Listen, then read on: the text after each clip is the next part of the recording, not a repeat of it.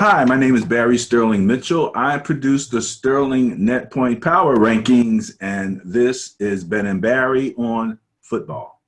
Hello out there. I'm Ben Dickerson, your co-host, lover of everything football, especially the NFL. Fantasy geek extraordinaire. Unfortunately, this has not been one of my better years, but I'm still in a few championship games this weekend. If you have 20 fantasy teams and I'm in 6 championships, that's a bad year for me. Okay. I can see that. 20 leagues, 6 championships. That's what you're saying. Yeah. Okay. I'm guesstimating. I actually probably have more than that, but off the top of my head. I'm doing one by one, so I don't keep track of totals. I just keep track of each individual league, each individual team as I check it, set my lineups, and do all that. So, all right. Fantasy is a little beyond me. I'm more of a Madden guy, but it really helps when you're looking at individual players and being able to tune into an individual player. You've got some additional information, a perspective, fantasy perspective sometimes, but it's still perspective. So you take a look at that. What we're going to do today, first we're going to look at last week. Okay. We had the Bias Plus report for last week. The Bias Plus had its, we'll call it forecast, but it's just the bias, what we call a bias. And then you had your personal selections. You kind of went with the bias a little bit. I went with the bias quite a bit, actually, probably more than I would have liked to, but it turned out not so bad. Hey, and then after that, once we look at last week's bias and how we did, then we're going to look at the upcoming week. Right. Then we'll take a stroll through some social media. We got some commentary, some really interesting topics that are popped up that are at our social media pages, and we'll talk about that a little bit before we wrap it up. Sound good? Sounds good to me. All right, so let's get started with the Bias Plus report for week 15. And what we're going to take a look at here is the Bias Plus report and those that we got right. That we both got right, as a matter of fact. So this is a collective of the two that we got right. And then we'll look at the ones that the bias got wrong, Bias Plus did not get, and the ones that you did not get. Yes, and we're almost mirror images on both. Yeah. This week, which I'm not sure if that's good or bad, but it's hard to beat the bias, man. It's hard to beat the bias. And when I go with the bias a lot, I feel good about it. Which I did, and they were all pretty decisive wins. So the bias did very well. I had no choice but to go with it because they were great picks. Well, let's take a quick look at what we have here in terms of the bias, and starting out with the Jets in Baltimore. The bias was had a Bias Plus score of 21.7, favoring the Baltimore Ravens. So let's just talk about that game for a hot minute, because it's Lamar. And Lamar is worthy right now of some additional, introspection in terms of him. And I'm hearing a lot of different things. The funny thing is I was listening to Showtime now, NFL. Inside the NFL? Yeah. Great show. And who's the receiver that wears the crazy hairdo? Brandon Marshall. Brandon actually kind of reflected. He's worried about Lamar getting hurt. That's his only thing. But everybody else is just amazed at him.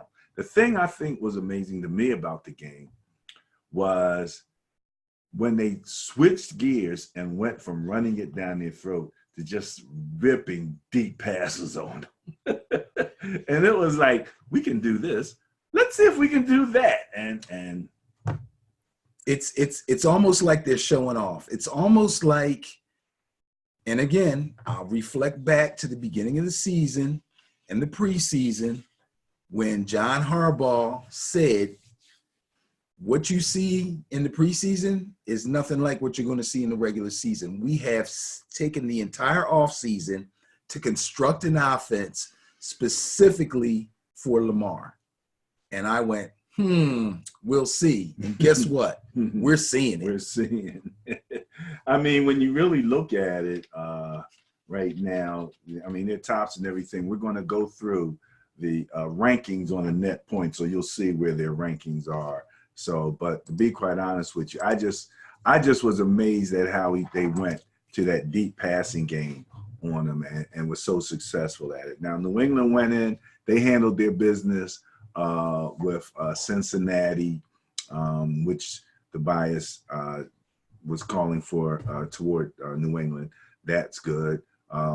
Bucks, Detroit, the Bucks went out on that. There's Jameis. Jameis broke an NFL record. He also has a broken thumb. And a broken record all at the same time. Amazing, isn't it? You can't say anything bad about Jameis. Well, you can say bad things about Jameis, especially if you're a Buccaneers fan. When he throws picks and you lose, okay? But from a personal perspective for him and from a fantasy perspective, the man is otherworldly this year. Nobody this year, other than Lamar, is basically guaranteed to get you a certain amount of yardage and a certain amount of touchdowns almost every single week, like clockwork, regardless of who they're playing. Something needs to be said about that. But from a fantasy perspective. From a fantasy perspective and also from his personal perspective and his contract, okay? Those are real numbers. They have a poor to middling running game at best, but they've won games and they've been in games simply because of Jameis Winston. First one in NFL history to throw for over 400 yards in 3 straight games or something of that nature. Yes. He had his career high against the Colts and then came right back and topped his career high the very next week. An amazing feat. We definitely just needed with a broken thumb on his throwing hand. With a broken thumb on his throwing hand. All right. Chicago, Green Bay. Green Bay handled their business with Chicago. I'm noticing that teams seem to be adopting a little more so that whole pistol quarterback run type thing. Talking about the Bears. Talking about the Bears. I'm talking about the Cowboys, the Rams. The Rams even ran it. I'm like, okay. Well, okay, I'm not surprised at the Rams, but yeah. Last week, I think we said, are these other teams looking at Lamar and looking at what the Ravens are getting away with? And they're like, we'll talk a little bit about how that changes the game. Okay. And what he's doing. But I'm beginning to see some emulation. Let's put it that way. It's copycat league. That's what we always say. Denver and KC, fun in the snow. Oh, yeah, that was a snowy game. I hope everybody out there who grabbed Drew Lock after he came out of his long season injury and looked really great his first game out and pretty good his second game out, and they grabbed him on fantasy. I warned you, don't play him last week. I warned you. I hope you didn't. I hope you didn't. Which is bringing up some questions about how improved the Chiefs' defense is. Yes. We understand, Drew Lock is a rookie, and so he's going to have a little success generally, and then once they get some film on him, and things start to change. Right. So we had a combination of both. We had a combination of a pretty fast fly-around defense that's probably strongest on their front 4/front 7.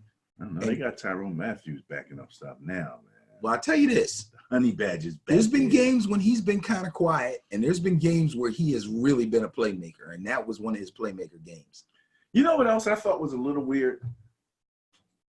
Kansas City came out, was it early in the pregame, and was having snowball fights, sliding around in the they snow. looked as if they were enjoying the snow. And I kept thinking, wait a minute, another team is Denver.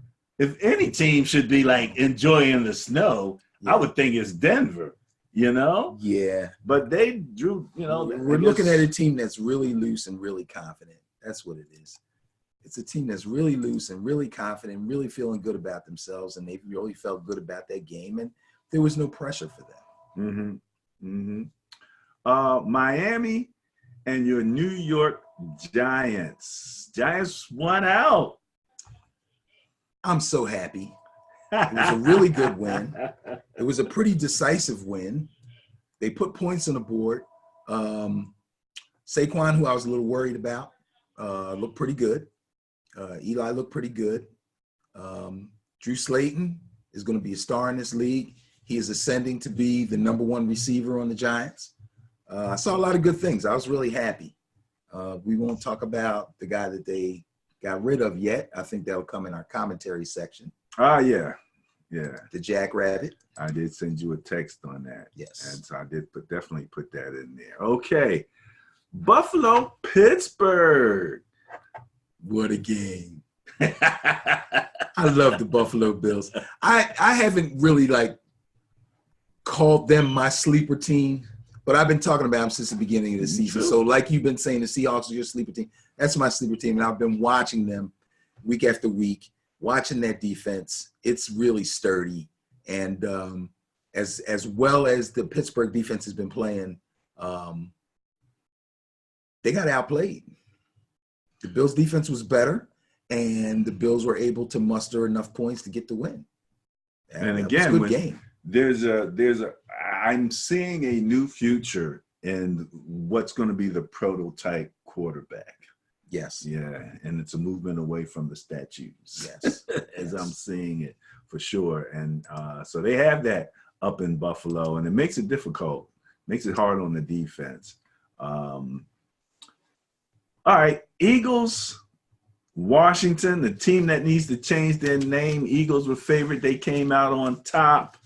You got anything on that in particular? If I remember correctly, I think my quote on that game was the Eagles. I'm going to pick the Eagles to win because it's a game that they're supposed to win. They came out and struggled again, but they pulled it out in the fourth quarter. Boy, I don't know what to say about Washington. Like, they just gave somebody else a little tough time there, but it surely isn't because of it. Well, first of all, Adrian Peterson, hats off to AD again, sealing up those Hall of Fame votes. You know, I really don't have anything good to say about Washington except for the fact that they saw a game that they thought maybe they could win because of some of the injuries and the deficiencies going on with the Eagles. But Eagles pulled it out. Good job. And again, division games a lot of times just close. Yeah, you got a little added incentive. Some things going on, some inside knowledge on, from playing them so much. But did you see that last touchdown that went through where he threw that little thing in the corner and the guy went up and caught it, like just threw it up high? They came. Which one was that? The last touchdown. Threw up to Ertz. I don't think it was Ertz. Goddard. I'm sorry. One hand pulled it in. Yeah. That was Goddard. They came like out of the huddle and like ran up to the. Okay. Did you see that? Yeah. I love stuff like that. I mean, that's sort of kind of like the Patriots hurry up.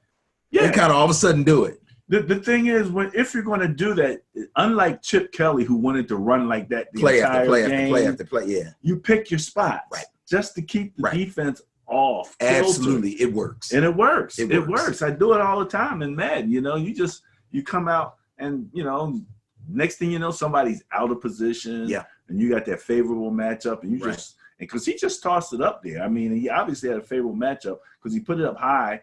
When his man could get it, the other guy couldn't. It was a great pass, so I got to give it to him. The thing about that's funny is I'm hearing the commentators, they're trying to say that he's clutch. Wentz is clutch because he's pulling these games out in the last second. I'm like, You're Clutch isn't the word comes to my mind. not because you beat the Yes, Washington team that needs to change their name. It's no, it's you outlasted them. That's what happened. You outlasted them. Yeah, clutch. I didn't see it as being a clutch scenario, but he got what he did. What he that needed pass to he threw do. to Miles Sanders was muddy in the corner of the end zone. Right, a dart that went past two other receivers before it got to him. Holy! I thought it was picked. Yeah, I know. Yeah, it looked like I didn't even see him until he rolled over. You got to give Miles Sanders credit for positioning himself like that. Yes, you know, because if I remember correctly, Wentz had to scramble on that. Yeah, and I'm thinking, okay, he's going to throw it out of bounds. He's going to get rid of it, and then I'm like, oh wait, and the mobility factor again. Yeah, it's just amazing. We're keeping an eye on that. Okay, yeah. Seattle, Carolina. Seattle went on there and did the thing to them. Yeah, Carolina just is they're about to go into rebuilding mode, so they'll be selecting a quarterback early in the draft. I believe they're going to trade Cam. The other guy is not the answer. Basically, it's Christian McCaffrey, and they got a couple of young receivers still. Samuels and DJ Moore are pretty good. Greg Olson's getting old, had a couple concussions. They really got to revamp their defense. Oh, my goodness, they can't stop a soul. And you can run on them at will. Chris Carson had a field day. Yeah, Carolina's in bad shape. Yeah, that's not a good matchup against a team that can run the ball. That really runs the ball well and really wants to run the ball. And then again, you got that mobile quarterback. You don't know. And I'm watching them now. After they hand the ball off, they are executing the fake. You have to do that. You know what I mean? That's imperative if you want to run that offense. Yeah. I mean, they're executing the fake. So when they give that ball, they're still whipping around to the side like they maybe have it or something like that. You know, and they're looking for influences, tendencies. And you've seen the guys on the sidelines with the little tablet. And you also see the guys on the sidelines flipping the pages. They have pictures of that's what they're looking for. Did he turn his head when you rolled? Are his eyes on the hole? That's how they decide their next series. Remember we talked about James Harris' son from the Steelers? Yes. James Harris, you can execute that fake if you want to. You can get smashed. Yeah, I'm just going to send somebody at it. But see, most teams don't do that. I know. And that's why it works. So we're going to see some adjustments. That's what they're talking about. We're going to talk about the Bills. We may see some adjustments and whether or not the master, a coach there, can make the necessary adjustments when the Bills come to town. We're going to talk a little bit about that. Yeah. We got a few things to talk about with the old master. Oh boy, Minnesota and the Chargers. Oh, another classic collapse by the Chargers. Come on, man. I don't know what to say about them. Kudos to Minnesota. Kudos to Kirk Cousins. Kudos to Minnesota offense for continuing to roll even after Dalvin Cook went down.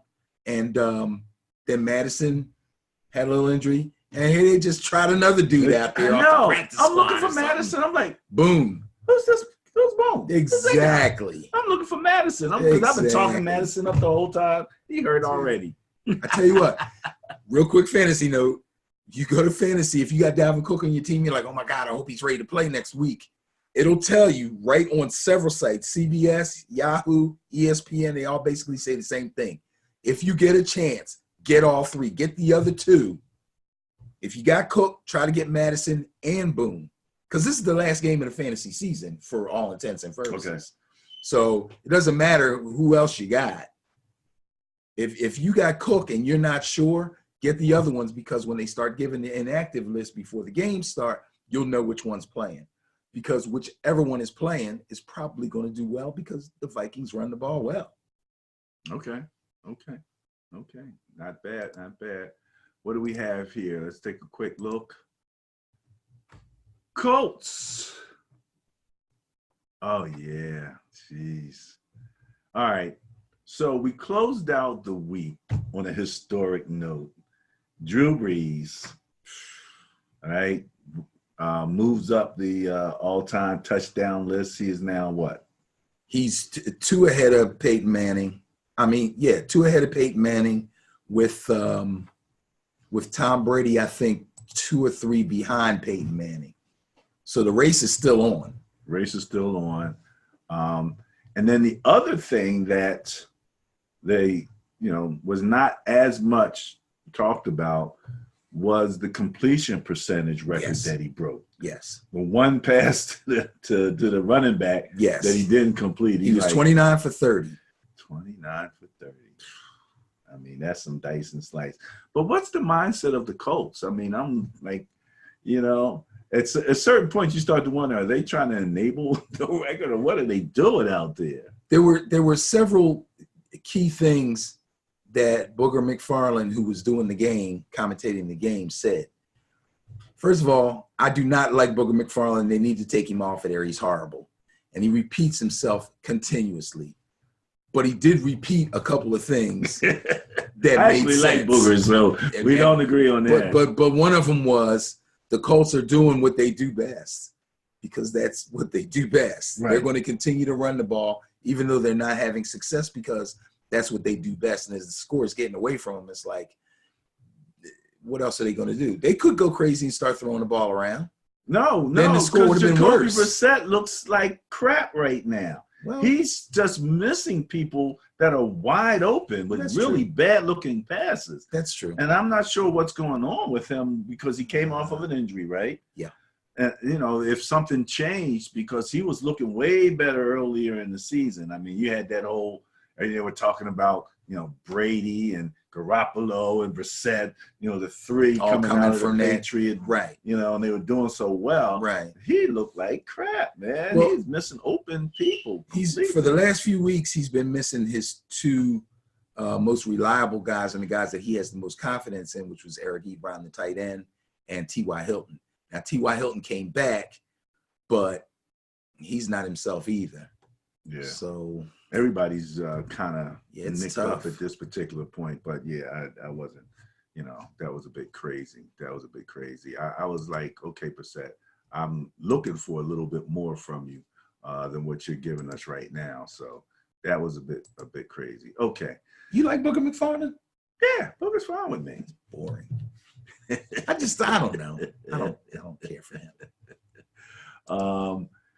At the very least, I think Booger kind of knows what he's talking about. Now, he might, his but when you're on television, you got to be somewhat interesting. It's fine with me. I don't even know what I'm doing, and I'm more interesting than him. At least to you are. At least to you. All right, what are we looking at here? All right, let me. Did we talk about this game? Yes. Okay. That's one of the games we both won, right? Yeah. Let me mention this. Hurt my heart to have to name the Atlanta Falcons bias. Oh no, we didn't talk about this game. This was the of the week. Yeah. What the heck? So let's talk about this game a little bit. What the? Because we didn't get it right. That's why. It's in the next list. It's on the other list, right? We haven't talked about it. We really haven't talked about it. So you want to talk about it now? Because it was the bias buster. It was the bias buster. Because that's actually the last game I thought we were going to talk about. All but right, let's we can. Let's go back to don't prolong. It hurts so bad. It just hurts. And it's not that much to talk about for real. Now maybe you have a lot. I don't. I'm going to just talk about it a little bit more. Again, that is my squad. So let's. All right. Before we get to that, you can see it in the blue down there. Let's go through the green. The green is where both the Bias Plus and Ben did not quite get it together there. Didn't quite. And again, that's what we talk about matchups. So when we looked at last week, the Tennessee had the Bias Plus score 4.7. I was really thinking Tennessee was going to get this done, man. Like they would, and Houston just was so up and down lately. I mean, they win but then boom, they come out You tell me. Yeah, we talked earlier. I think what you're going to find as we go through these particular games is a recurring theme of supposedly hot team against supposedly shaky team. And that's what we had in this situation where the Texans were kind of up and down and we're going, Deshaun, then he doesn't come through and they lose and we go, hey, what's going on? I blamed it on the defense and somewhat on the running game. Meanwhile, the Titans are chugging along. I'm loving them. I'm loving the uniforms. I'm loving Tannehill. I'm loving Derrick Henry. I'm going Tennessee crazy. Oh, they're going to bump somebody from the playoffs. And then this happens. Basically, what happened was Deshaun came out and jumped on them early, kind of threw them off their rhythm a little bit. That he only threw for 243 yards. He completed 19 passes, but 2 of them were for touchdowns. He also threw 2 pretty bad interceptions. Both of them were in the red zone too. Otherwise, they blow the Titans out simply because they got on them early. But the 2 turnovers and so a little bit of stumbling, bumbling play there. And the next thing you know, here comes Tannehill trying to bring them back and almost did. So, because he threw for 2 and ran 1 in. And almost brought him back. So it turned out to be a really good game. But yeah, we lost that one because we fell for the old hot team against the stumbling team thing, and it's the NFL, baby. Let me tell you,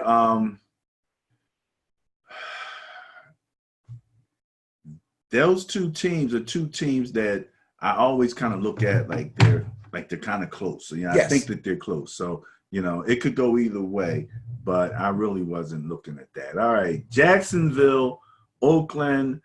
The Bias Plus actually had that as a tie, so I took it as a loss. I put it in the loss column because there's no way to win on the Bias unless they tied, and that probability was really low. But Oakland, Jacksonville. There's also no way of losing if they tied. So it's very noble of you to take that as a loss. Thank you, kind sir. Okay, and because it was a tie, and I kind of felt strongly that they were close enough to be in a tie, not only statistically, but in my mind, I went with the Raiders because it was the last game in the black hole. They were playing relatively well. Jacobs was back from his injury, although he didn't look quite the same. And somehow Minshew had just enough magic left to pull it out. Ruined the finale in the black hole, didn't he? Yeah. Wow. They came from behind to win that too, by the way. Raiders had a shot. We're going to talk about the Raiders in terms of their rankings and things of that nature. Cleveland, Arizona. Cleveland, what are you doing? You're letting the rookie get the best of you. I'm just about done with the Browns, man. I swear. It just when you think it can't get worse, it gets worse. It's like they're looking for stuff to talk about to be controversial.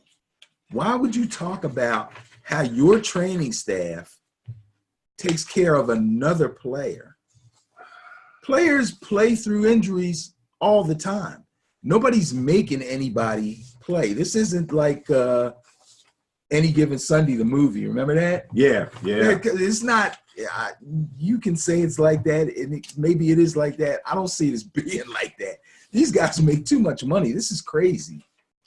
That should not even be an issue to get up on the podium and talk about. But somehow these guys keep shooting themselves in the foot. Not to mention, Kyler Murray only ran 8 times. He got 56 yards, but he was dazzling as usual. He threw for a touchdown. He only had 1 turnover. Good game for him.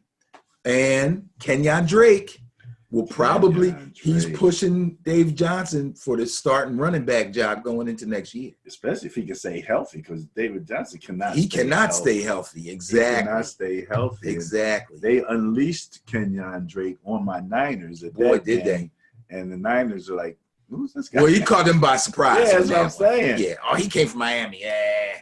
Yeah. Right. Exactly. He's running by people, and it's like, holy mackerel. All right, speaking of my Niners, all right. You go into Atlanta and you're one of the largest bias plus scores of the weekend. We already said Atlanta was the type of team that wins when against teams that they absolutely should not win against. But let's face it, they have Julio. They've got a top offensive weapon, and it's every true. once in a while he's gonna get his thing done.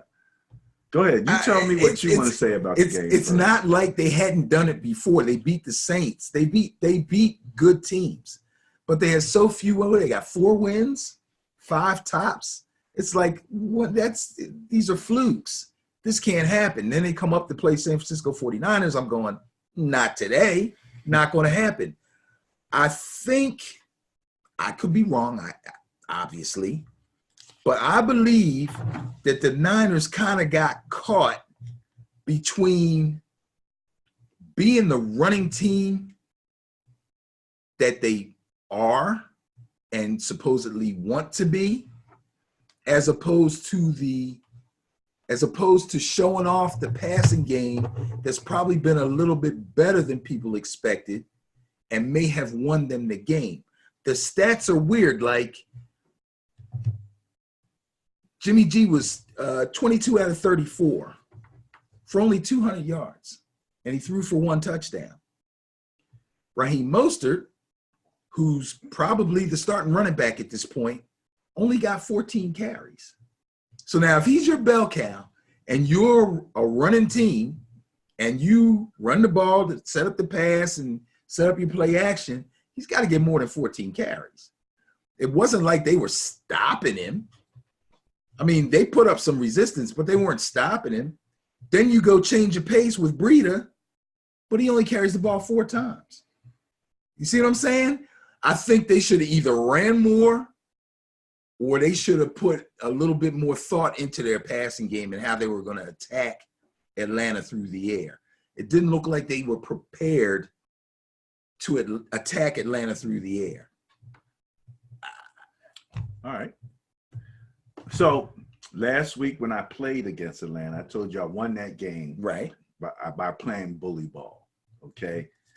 And so I believe we have that capability. I believe it too. But I'm looking out the side of my eye at my coach. Okay. He is the coach that famously lost. Come on, man. Let him go on that. No. Those are philosophical things that if you carry them with you, you can put yourself in the same type of situation. So But he really hasn't, though. It reared its ugly listen to head what in you this said. game. Listen to what you said. Right, that's what I'm saying. Okay. It reared its ugly head. It did. I agree with you 100% in everything you said. And I told you, I said, I'm going to tell you the one play that made the difference. Yes. And you said to me, you better have down and distance and to help me out, and all of that stuff. Because it's hard to say that you lost a game on one play, but I understand what you're saying. It could have been a turning point play or something like that. So yes, please proceed. All right. So what I did is I went in and I looked at the play-by-play, starting with 5 minutes and 15 seconds. Oh, okay. Left. 5 minutes. Go ahead. Right. Left in the game. In the game. What was the score at the time? We were up. Okay. Right. And first play, right? It was 5:15. Short pass to Juszczyk. Okay. Right? 4 yards. Next play, Mostert up the middle for 8 yards. Okay. That's first down. Right? That's a first down. Okay. Now it's 1st and 10 with 3:44 left in the game. Okay. Okay. And you're winning. And I'm saying, I know I feel you. Run. I feel the ball. I feel you. Run. This is what I'm looking for, the running creativity, not the passing creativity. He's got all of that. He likes to do all of that. Okay. Yeah. But this is the time when that you're bleeding clock. So with 1st and 10 with 3:44, they throw the ball incomplete, short right to Sanders. The next play, that was from 3:34, kicks off at 3:37. 7 seconds off the clock. Clock stopped on an incomplete pass. If I remember correctly, it was a bad throw too. And you got nothing anyway. Right. Had you run the ball, right, you would have killed 40 seconds if you got no yardage. Unless they called the timeout. Unless they called the timeout. Right, which they were probably going to try to hold on to in case they had to come back. Exactly. I'm with you. And we lose the game on a touchdown with like no time left on the clock. Basically. So you kill that clock, they don't score more than likely. Yeah.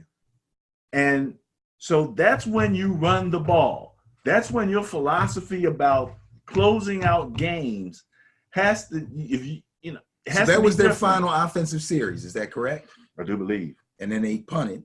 Yeah. And then Matt Ryan brought them down the field, used the clock well, got the winning score. And I've seen and I've had that same difficulty against top receivers, even on the game. You had to be real. I mean, you know, let's face it, you know, we're not talking about regular guys here. You know what I mean? Right. So that's why, to me, that was the play, the incomplete pass that lost the game. The one on first down. Right, the one on first down. When you could have killed 40 seconds. Yeah, I'm not throwing the ball in that situation. Right, you don't throw the ball. No. You know, so that's why I'm saying I got my eye on them, because there's times when you don't throw the ball. What's your philosophy there? Really? You think you're that good that you can, your offense, you can throw the ball? I mean, every once in a while you get away with that stuff. Yeah, but that's not what you lean on. In that game, that wasn't happening either. It's not like Jimmy G was hot and they had things that they knew they could go to, surefire. They didn't. And even when Kittle's and even if you did, you still don't do that. Exactly. And the one that Kittle caught and then fumbled and it went out of bounds. Yeah. What happened to the clock? It stops. Right. Okay. I was surprised when Kittle caught it, he started running laterally rather than turn and power straight toward the first down. Excuse me, the first down. He didn't do that. Yeah. But as far as I was concerned, that's kind of, if you are a power run team, then that means you can power run when it's time to power run. Right. You know, I don't care if you go into a goal line offense. You know, if it's 3rd and 1 or 3rd and 2, go into the goal line. Give it to use check up the middle. You got the players. You can go 3 tight ends easily. With use check is one of those tight ends. You know, you got Toy Lowy, I always mess his name up. You know, Selleck, of course, you have Kittles. Yeah. And you got use check and Kittles could be 2 tight ends right there. Easily. You know what I'm saying? So you have the people to or you run just this put him ball back there, fullback, and just pound it. Because number one, there's only a few minutes left in the game. You want to keep the clock moving. If they use their timeouts and they finally stop you, now when you punt the ball back to them, they have no timeouts. There's no timeouts. And you've drained the clock. Right. So now they got to play against you, the score, and the clock. Basically, they got the ball. All they had to do was play against you and the clock. Football, which as much can as be managed, anything, is a game when you have of time and space. Absolutely. Time and space. And you play both of those scenarios. Yep. Okay. We didn't talk real quick, but we'll save this for the commentary about the to defer or to kick. We've had plenty of those conversations in the past coming from Madden, which I think was hilarious in and of itself. Yeah, but our discussions were about do you or don't you. This was a blunder on Dak's part, and the refs let him get away with it. I've seen this in our flag league. Oh, really? And I detested it and complained about it. But I'm like, okay. When you say this in your flag league, what do you mean this? You flip the coin. Okay. You win the toss. Right. And then you say, we'll kick off. Okay. Once you say yes. And that's what he did. Right. But I hear that he changed it and tried to go back. Yeah, because the ref was going, yeah, that's right. What'd you say? You sure you want it? So you really mean until he finally said the word defer? Right. Come on, man. And then he chose you know something? to kick off. And this actually ties back into my Niner game. Right. I asked this question. So the official powers that be went back and decided to give him the benefit of the doubt as a deferring person. Yes. So that they could get the ball in the second half. Yes. That sucks. And it was like nobody could challenge that. So the officials kind of did that on their own. Somehow, pretty much, they decided, unless somebody gave them the word from up top or something. So I asked the question with my Niners. When Julio caught the ball at the goal line, yes, they did not call touchdown. They didn't? No. He was stopped short of the goal. That was the call on the field. That was the call on the field. Okay. And I'm saying, okay, had it been a touchdown, you would have an automatic review. Right. But it wasn't a touchdown. Right. What the hell are we reviewing it for? Did Atlanta challenge it? No. This came down from the booth. I'm like, why are you challenging Don't it? they have the right to do that, though, if they want to? I'm sure. I guess they do. They did it. I guess they did it. I'm like, I have to double check that, but I think I've heard something along those lines. They have that right. Where the refs can get a booth review if they wish. If they wish. If they think maybe. You called it no touchdown. That's what I'm saying. You called it no touchdown. That's what I'm saying. You called no touchdown on the field, so that means it has to be irrefutable evidence, except nobody asked for irrefutable evidence. Y'all just decided to check on your own. Yeah. Yeah. Okay. All right. We got one more game. Which game was it? Rams Cowboys. Yes. Rams Cowboys. Okay. That was my intriguing game of the week. That's the one that I wrote the blog on. Again, you can find that blog at Sterling Net Point Power Rankings at Sterling MPPR on Facebook. All right. So you give me what you want on that first, and then we'll finish up. Okay. So again, we have an instance where we have a hot team that looks good from a week or two previous, and another team that seems to be stumbling a little bit, trying to find their way. People are asking questions, what's wrong with them, which would have been the Cowboys. They're questioning the coach, and he might lose his job, and Dak Prescott may not get his contract. Now they're talking about they're going to slap him with the tag, with the franchise tag, and this, that, and the other. Jerry Jones is going bananas, and it's crazy. Meanwhile, the Rams look like they found their mojo, and they're cooking. Well, they come into Jerry World. I picked the doggone Rams because, like I said, nobody's afraid to go to Jerry World. Yeah, I kept thinking it's about no big deal. And I've been right the last few times I said it. But this time, holy smokes. First of all, Jared Goff was awful. 33 for 51 sucks. 284 basically meaningless yards. Threw for 2 touchdowns. Most of it was garbage time. Underthrowing, overthrowing. With that array of wide receivers that he has, on top of the fact that he can throw the ball to Gurley, he should be ashamed of himself. He stunk it up. Meanwhile, Dak was cool, calm, precise. 15 for 23, only 212 yards, but 2 nice touchdowns. And then they let Zeke do his thing. Broke 100 yards again, scored twice on the ground, caught 3 passes for a nice 43 yards. Without Zeke, these guys are, oh gosh. Well, but you got to use him, Niners. You got to use him. He's your bell cow. You know what bell cow means?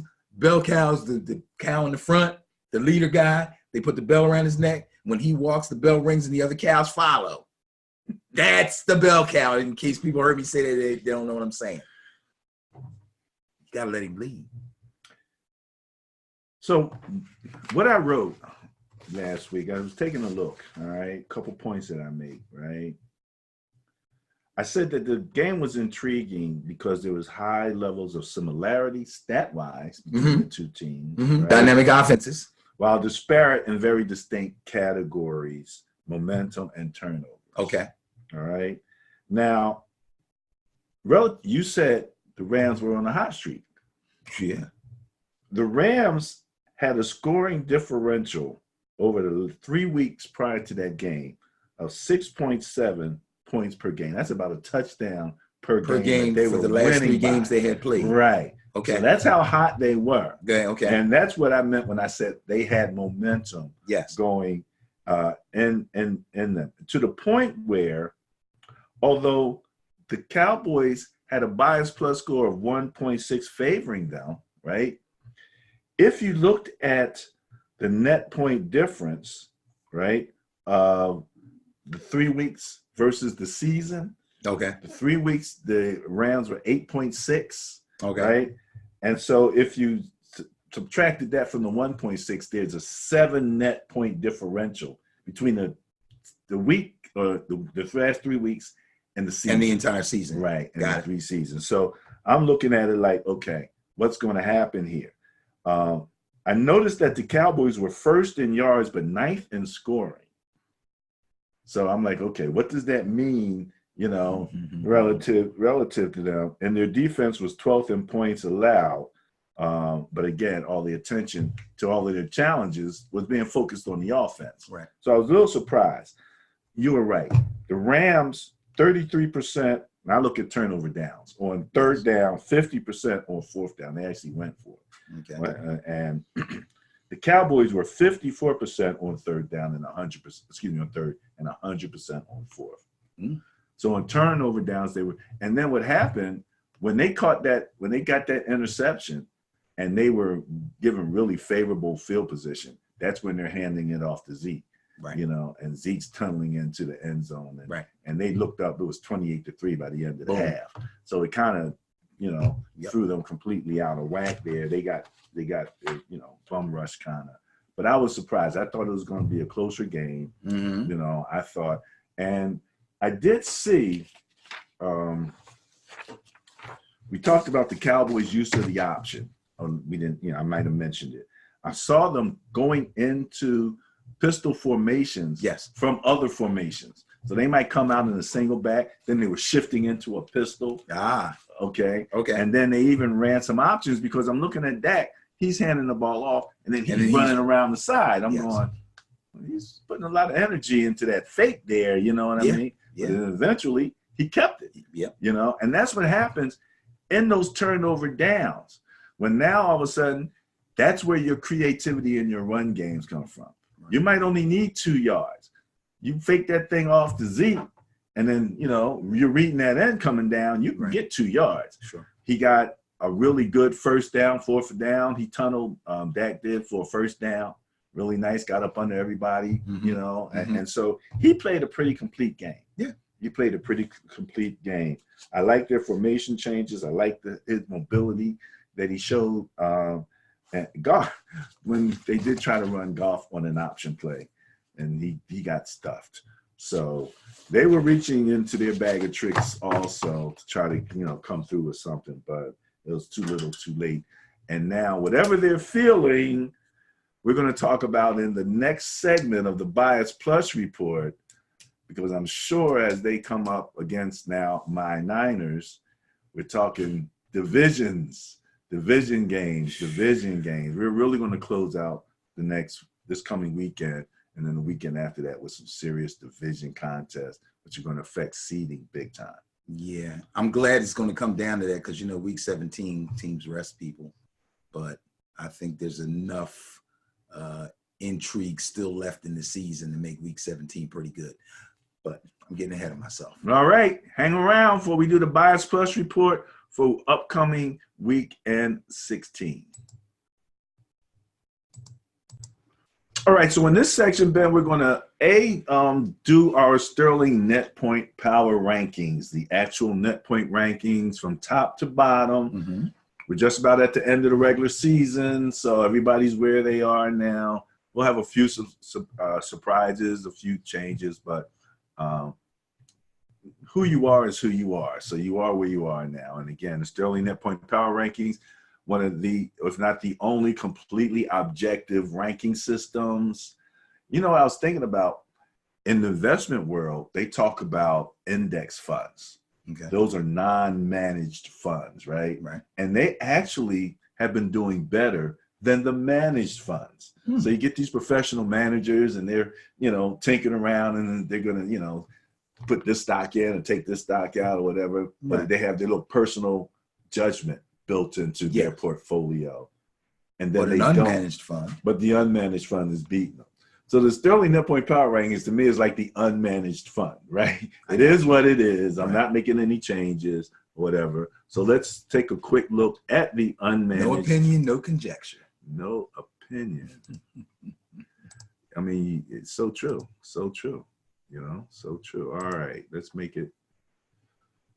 Let's try to make it as big as possible so people can see it. There you go. All right.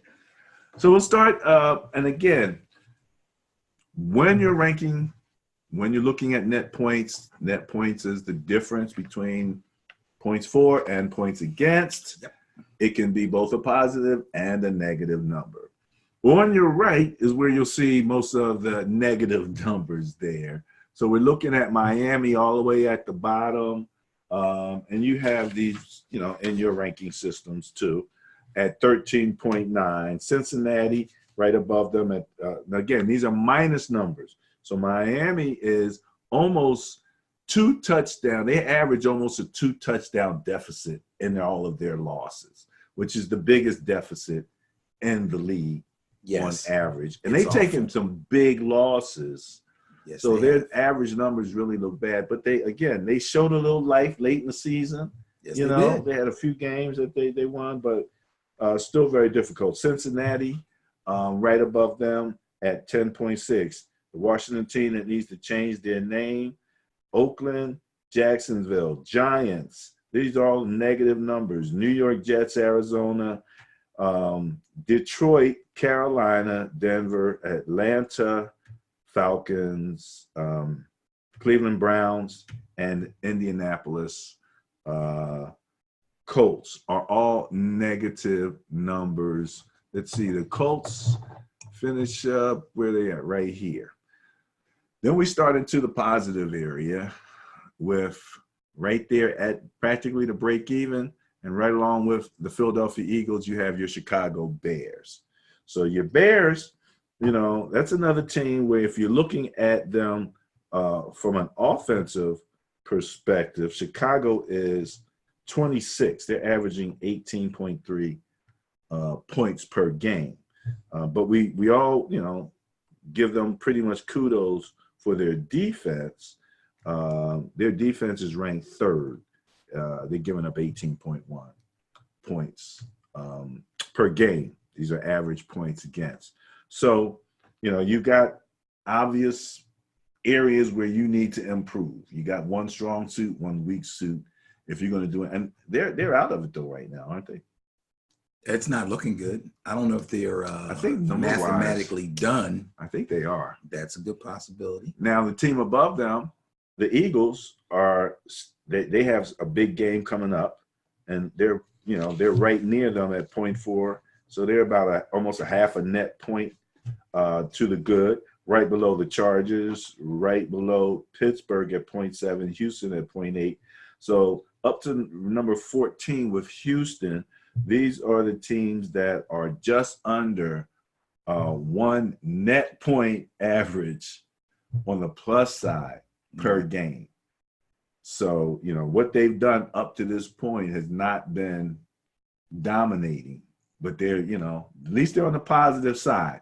You know, it's like when you talk to somebody and you say, "How you doing today?" And like, "Well, I'm on the upper side of the dirt, so, you know, got to be a good day." That's what old people say. I hear that every day. Don't you hear that all the time? I woke up this morning. I woke up this morning, so I'm doing pretty good. So you're on the plus side there. Now Tampa Bay is at number 13. All right. which, you know, again, Jameis, you're number 3 in points scored. Your team is 3rd in points scored, right below the Niners and the Ravens. That's some pretty prestigious neighborhood right there, don't you think? He's earning his money. He's earning his money. Should keep his coach's job. Now, of course, their defense is ranked 30th. Right. So they're 3rd from the best in scoring and 3rd from the worst in defense. I'm wondering. Here's the crazy part about that. Their run defense is solid. So teams just come in ready to throw the ball on them. When he's, you know, we knock him for his turnovers, right? Yes. I wonder how much that's playing into the bad play of the defense, or is the defense just that bad? First of all, against the pass, the defense is just that bad. But him turning the ball over does not help. When you throw picks, you put your defense back on the field, usually in bad field position. Boom, right off the bat. You're giving an extra possession to the other team's offense. Boom. Yeah, that's going to weigh heavily on your defense. Okay. Well, we'll have to see how if they're able to improve that in terms of that. Let's take another quick look here at this synopsis of a ranking. Okay, where did we stop off with Tampa Bay? Okay, so now we're getting into the teams that are positioned.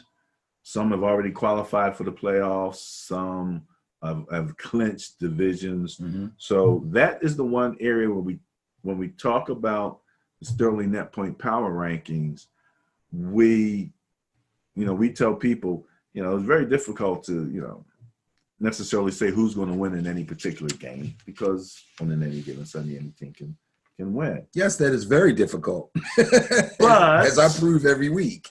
But those at the top end of the net point rankings usually wind up with a letter beside their team name in the standings. Yes, they do. So you kind of know who's going to be there early on, mm-hmm.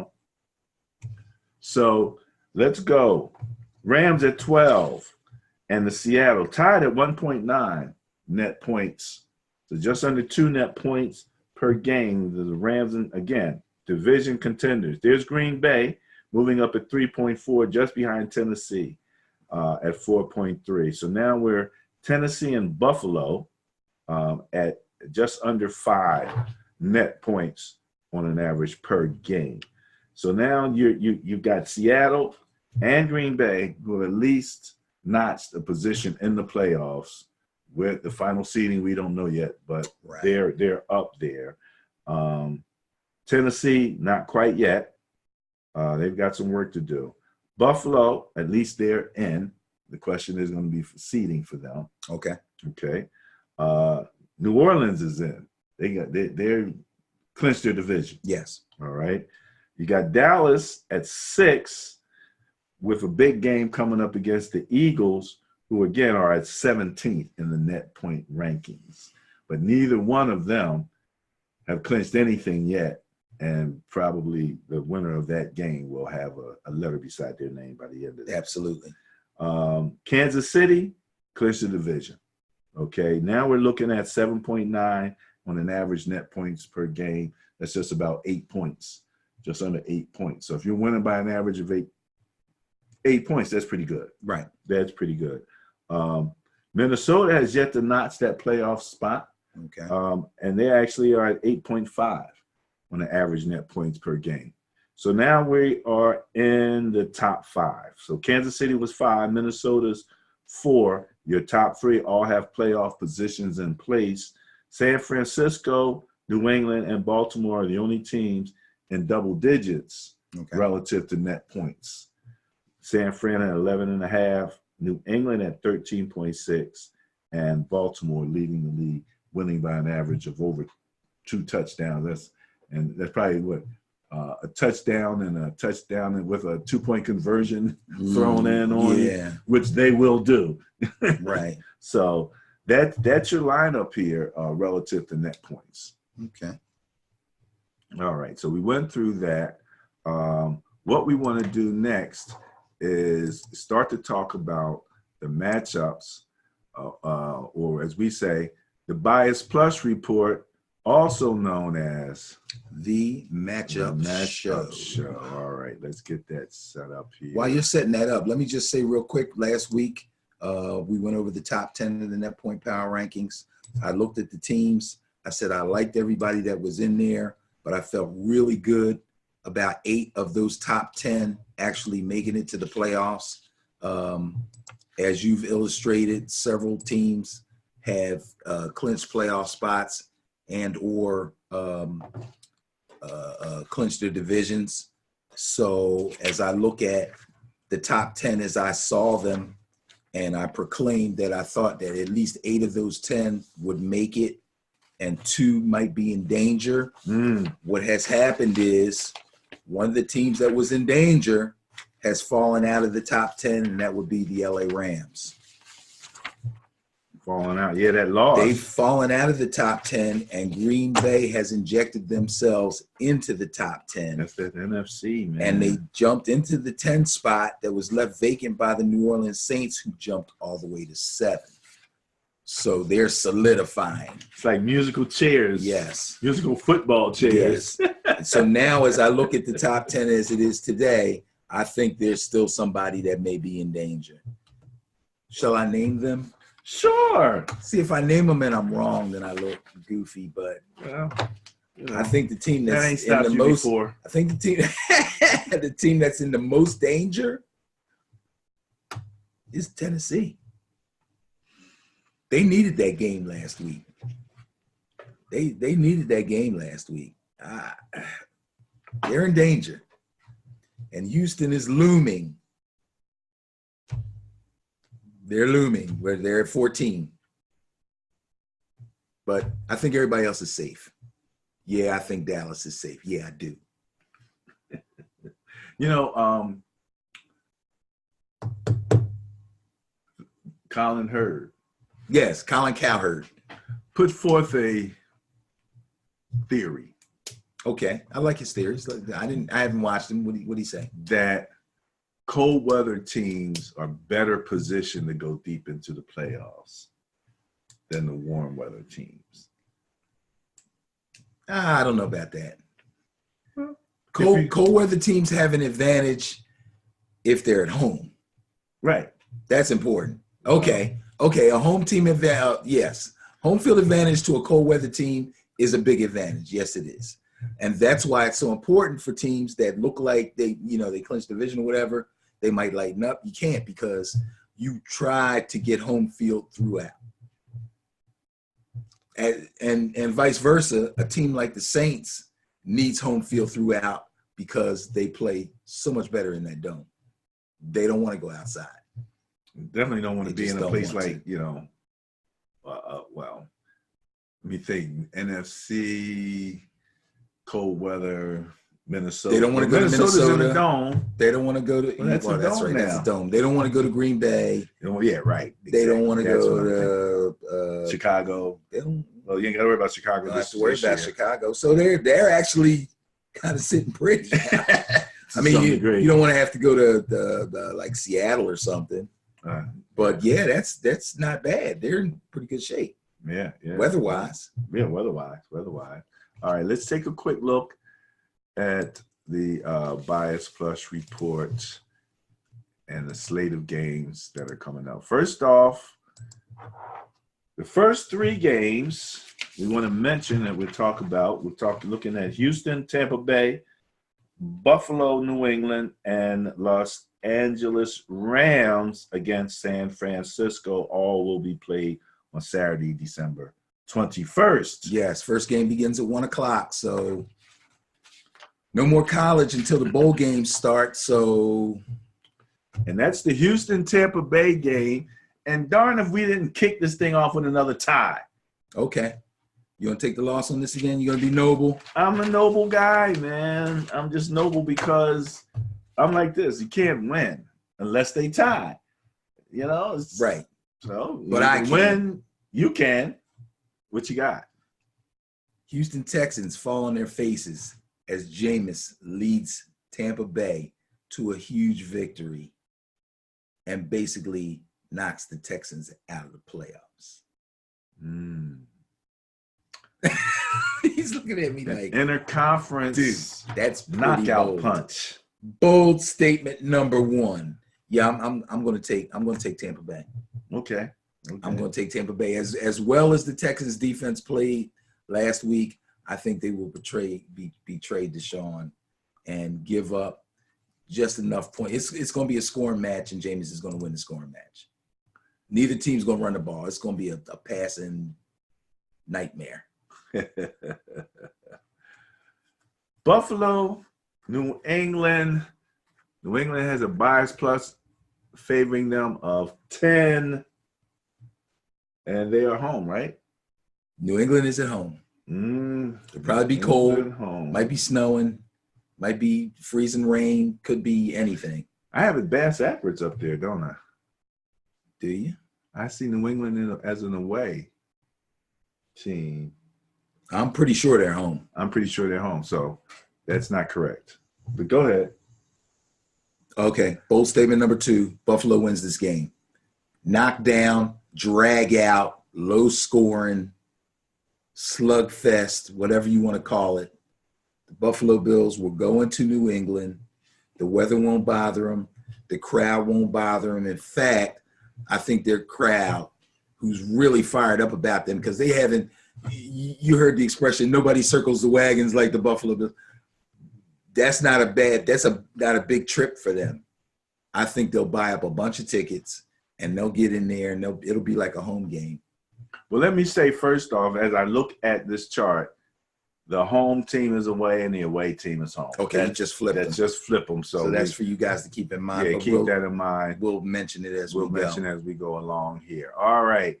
So you're taking bold statement number 2, Buffalo Bills for the win. Ooh. Yes, sir. Oh man. Sure. At this point, I feel it. And this is the thing. If Buffalo wins, what we've been talking about relative to the advent of this new mobile quarterback thing, you could look up next year and see New England with Colin Kaepernick at quarterback. Oh, now you're going too far. Now you're going too far.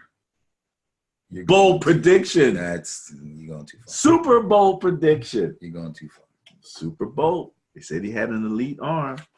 The owner been hanging out with what's his name here from Philly? What's the rapper from Philly here? Meek Mills. He's a Meek Mills guy. Anything. Because he's down like that. Down like that. All right. So you're going against the bias. That is correct. Oh man, what a guy. What can I tell you? All right. Well, let's see. My beloved Niners will be hosting the Los Angeles Rams, and the Niners have a nice fat bias plus score of 10.4 in their favor. But let me say this about this game before you throw yours out there, right? Of course, my Niners are third in net points on average, right? However, what I noticed with the Niners is that in the last 3 games, they are actually 29th in points against. You have 2 key people hurt on your defense. Right. And I think Sherman's going to try to make it back for this game. Okay. So, yeah, I mean, they predicted 2 weeks. And injuries have played a part. Yeah. D Ford was out, right. All of that type of stuff. But I think it really has affected us now. Again, average points against on a seasonal basis, we're 5th. Okay. But in the last 3 games, yeah, we've had that issue. So, all right, Bias Plus says Niners. So does that mean you're worried? I stay worried. That's true. You do. Well, I'm not worried a bit. I think the Rams are just You don't believe in them Rams. I smell disbelief I here. can't believe in the Rams. And after seeing what the Cowboys did to them last week, that was a debacle. They really took it to them. And it was a nice, balanced attack. And they had their way with the Rams defense. And the Rams defense has not been stellar at all this year. Anyway, you know, Aaron Donald's basically been held in check. He's had some big splash plays, but for the most part, people are coming into the game saying we're double teaming this dude every chance we get, unless we're going to run away from him. You can run at him. Or run at yes. You can run at him. Yeah. And that's, we talked about the pass rusher, you know, that's not that great as a run defender. Yeah. So they've kind of found a formula for that as far as blocking schemes are concerned. And the Niners, being a very accomplished running team when they want to, should be able to take advantage of that. So, yeah, I'm going with the Niners. Going with the Niners. Okay, good stuff, good stuff. So that would wrap up the Saturday slate of games. And now, you know, it's funny because when you have when Red Zone comes on and the games get like when you have buys and stuff, so there's less games, you get to see that much more of each one of the games that's left to be played. So the Sunday matchups, 1, 2, 3, 4, 5, 6, 7, 8, 9, 10, 11, 12 games on Sunday, spread out between. Yeah, I was going to say, of those 12, how many are in the 1 o'clock? 1 o'clock slot. You got the little thing there. 5, 6, 7 of them. Okay, so that's pretty good. You get to 7 games jump around on 7. That's and then not you got too bad. 4 in the 4 o'clock slot. 4 in the 4 o'clock slot, which is even better. Yeah. So you get to see more of each game, as opposed to the jumping around. We're just pumping Red Zone here, aren't we? They should send me a check. All right, Jacksonville, Atlanta. With Atlanta having a 4.6 bias plus score in their favor, you will notice that it is in red, which means that both their teams. net points and their turnover differential were all in the negative. So these are 2 teams, and just one team is less negative than the other. Right. Again, Atlanta seems to jump up and beat the teams that they shouldn't, and then they, you know, kind of stink it up against the teams that they should beat, or teams that look like they would have the advantage. This is one of those games where it looks like they would have the advantage, but I'm going to go with them anyway. They're at home. They had a big win last week. I think they carry that momentum. Question is if Julio Jones is healthy, which I think he finished the game healthy. So if you got him in fantasy and they got a questionable tag on him, it's probably for maintenance, and they won't work him too hard in practice, so he'll be ready for that game. So you're going with Atlanta? I'm going with Atlanta. All right. Next up, we have, I was going to call him the Superman, but that's not his thing. He ain't the Superman, is he? You know? MVP front runner. MVP front runner. Like that. And the largest bias plus of the weekend, Cleveland against Baltimore. Cleveland against Baltimore. Yeah. Baltimore has a bias plus of 18.8 favoring them. Nice bias. Cleveland is at home, by the way. Won't do them any good. Baltimore comes in here and runs roughshod over these boys. First of all, they're turnover prone on offense. Second of all, on defense, I tell you the truth, I don't think they have D-backs that are fast enough to stay up with Hollywood Brown. Hollywood Brown doesn't catch a lot of passes, but he pretty much gets deep when he feels like it. It's just a matter of if Lamar wants to throw the ball to him. But after he... Another reason why I thought that my Niners could run kind of there is because he's, again, that fast guy. If you can line him up one-on-one against somebody, or you can get that defense with 8 in the box trying to deal with that run game and that power run. And that's what they're going to do. Next thing you know. That's what they're going to do, and everybody knows they're going to do that. And I myself said if there is a weakness for the Baltimore Ravens, is their downfield passing game, because I wasn't impressed with their receiving core. Threw those 3 deep passes? He heard what you said bad about exactly. Oh. No, I didn't say it wasn't something I said bad about it. What I said is if they have a weakness, that's probably Oh, what so it you would be. so you questioned it. He answered your question. He answered my question. He said, And weakness. it's not so much that the receivers are playing better than I expected them to. It's just Lamar's throwing the ball really, really well. Really well. But they got their deep threat. The kid Seth Roberts, who used to play for the Raiders and was mediocre at best with the Raiders, has really been the big improvement to me. You know, Hollywood Brown's a rookie, so, you know, he's kind of expected to do what he's doing. But Seth Roberts has really come through and scored some nice touchdowns. And then they got like 3 tight ends that they can just rip you apart with down the seams, on the outside, wherever. Let me tell you something.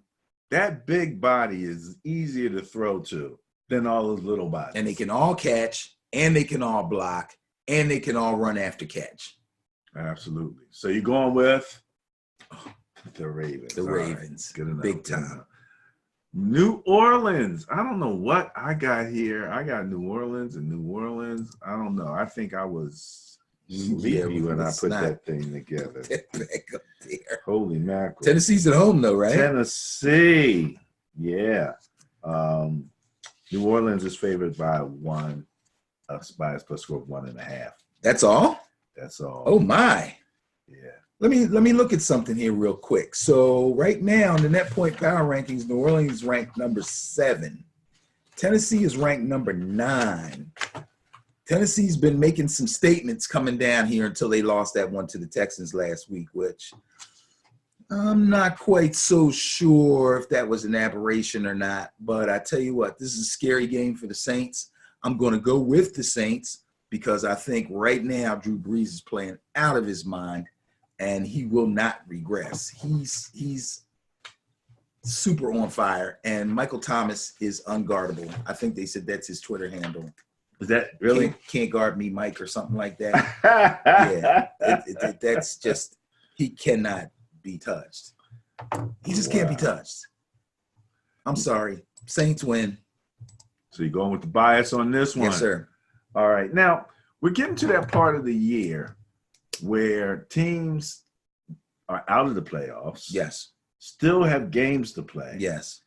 This is like when I was looking at which of these games I would want for my intriguing game. Okay. Like, I'm not messing with those games because I don't know what their motivations. Some guys are going for contracts. Some guys are trying to keep from getting hurt. Yeah, it starts to go over into personal stuff as opposed to team goals. You know, and we didn't even talk about the fact that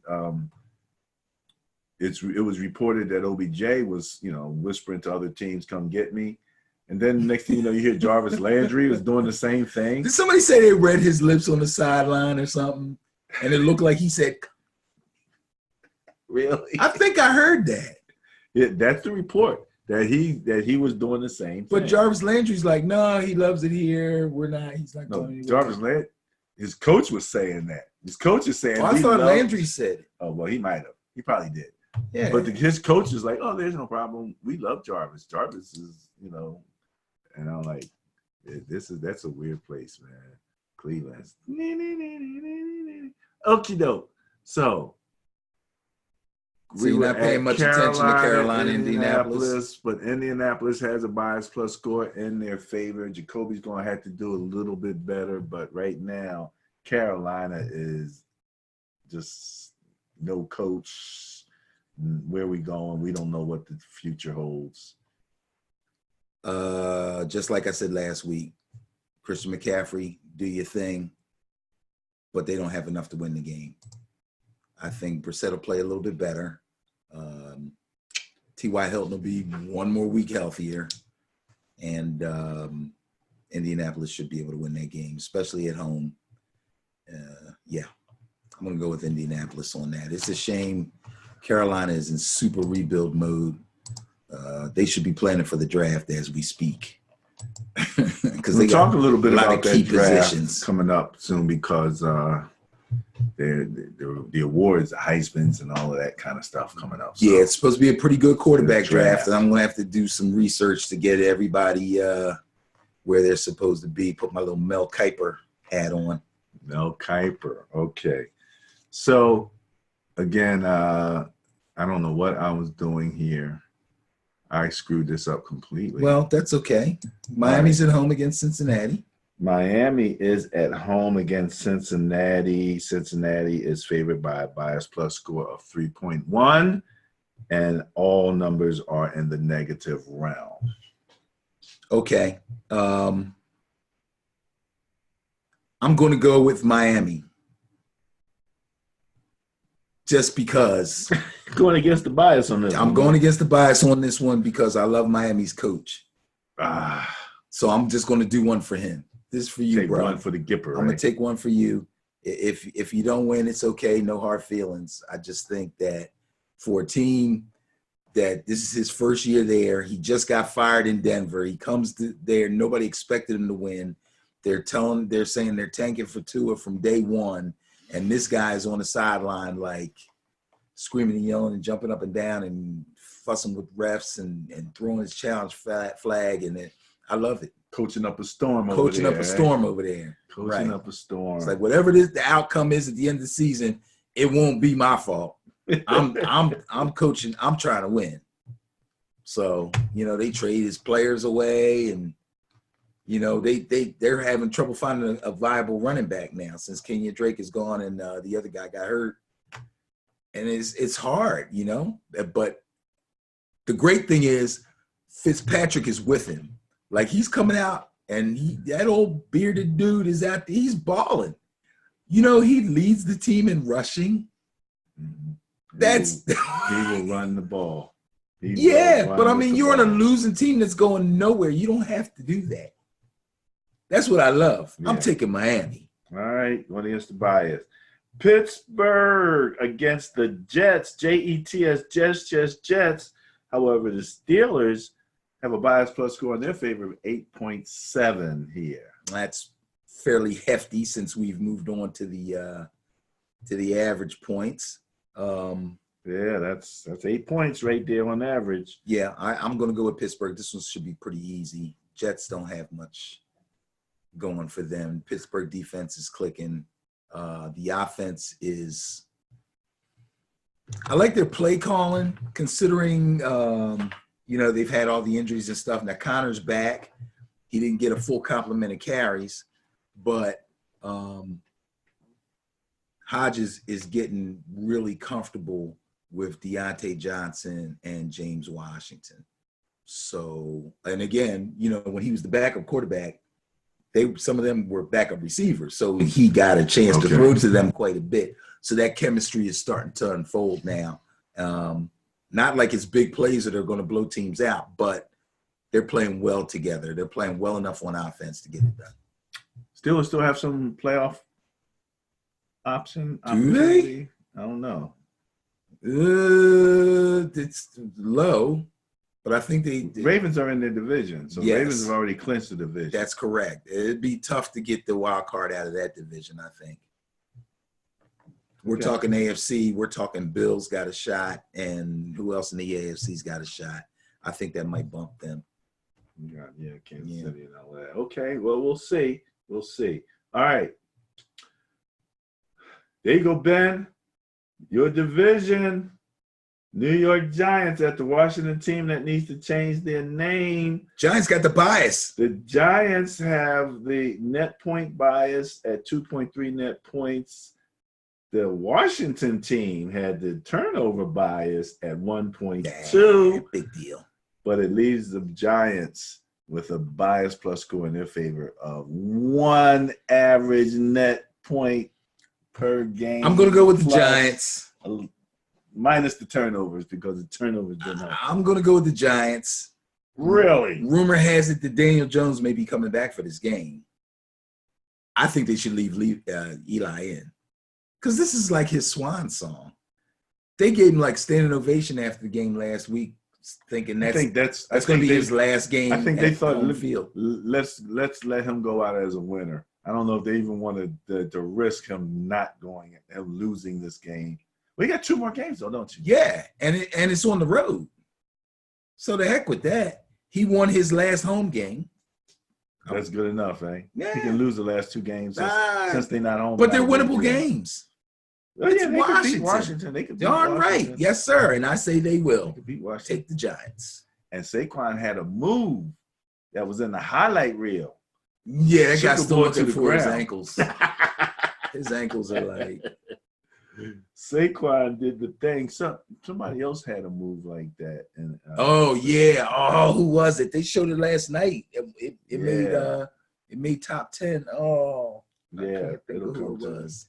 But was it the Jets?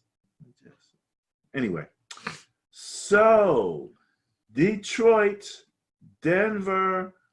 Denver has the bias plus score 2.2 in their favor, 2 net points plus a little bit of turnover in their favor for Denver. What do you think? If you grab Drew Lock for fantasy, this might be the game, if you're in a jam, that you can play him. I know it's for the championship and you don't want to trust a rookie quarterback. Really? In a fantasy championship. But if he has another good game in him, this will be the one. Detroit's defense is a mess. It is a mess. And the game is in Denver. So you got the mile high thing going for you. Thin You'll air. probably have some bad weather. At least it's going to be cold. At least. If not snow and who knows what. And Detroit's now a dome team, right? They're a dome team, yes.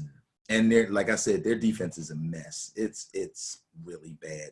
And for whatever problems Denver has on defense, they still got a pretty good pass rush. They've racked up a good number of sacks, too. I can't remember the number, but I was kind of looking at those defensive stats the other day. They've racked up a good number of sacks this season. And they still have Philip Lindsay. And they still have the kid Sutton, who's going to be a beastly receiver. And the tight end, Noah Fant, has come into his own. Yes. Yes. He's the one that went to the same school with Hawkinson, right? Mm. And I touted Hawkinson above him coming out. I said, of these two, I think Hawkinson will be the better one. And guess who Hawkinson plays for?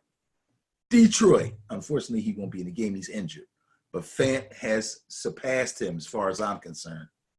The numbers bear out what you're saying. Detroit's defense is ranked 26. Mm-hmm. Denver's is ranked 10th. Mm-hmm. So that's probably the biggest, disparate situation or part of what their numbers look like. Okay, who's up next? We have the Oakland Raiders visiting the LA Chargers. The Chargers have a bias plus score of 7.6 favoring them. Chargers that I don't trust. I don't trust them either, but I'm going to pick them to win. Something's wrong in Oakland.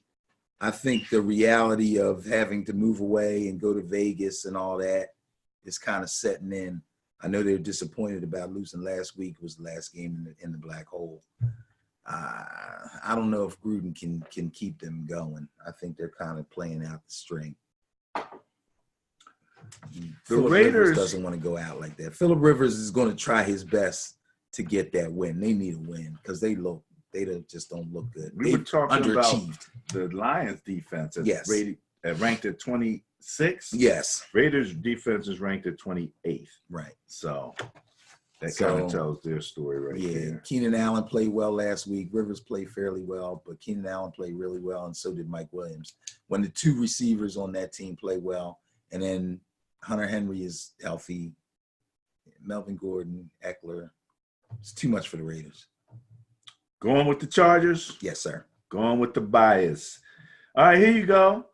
This is a nominee for intriguing game. As it should be. Dallas at Philadelphia? Yes. Coming into the green hole?